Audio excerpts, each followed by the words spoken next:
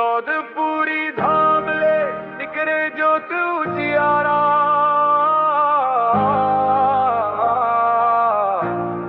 अंधियारा भागे जग हो गए उजियारा।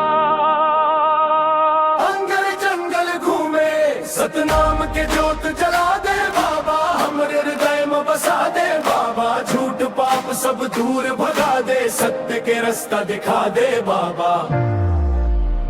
छुआछूत के बेड़ी तोड़े, समानता के दीपक जोड़े, गरीब दुखिया के तारण हार, सतनामी समाज के आधार। सतनाम के जोत जला दे बाबा, हमरे हृदय में बसा दे बाबा। झूठ पाप सब दूर भगा दे, सत्य के रास्ता दिखा दे बाबा। विरोध पूरी धाम ले निकरे जोत उजियारा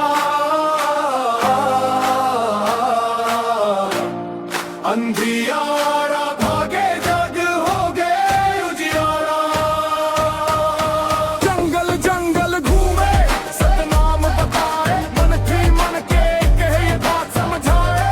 सतनाम के जोत जला दे बाबा, सतनाम के जोत जला दे बाबा, सतनाम के जोत जला दे बाबा। अमर कथा है तोर बलिदान के, गूंजे नाम हर मैदान में। जय सतनाम के नारा गूंजे गांव गांव औ हर सत्थान में। विरोध पूरी डोंगरी ले आवाज आवे, सतनाम कही के मन हर गावे।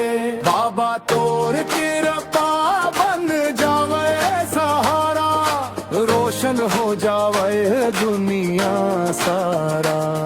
सतनाम के जोत जला दे बाबा, हमरे हृदय में बसा दे बाबा। झूठ पाप सब दूर भगा दे, सत्य के रास्ता दिखा दे बाबा। सतनाम के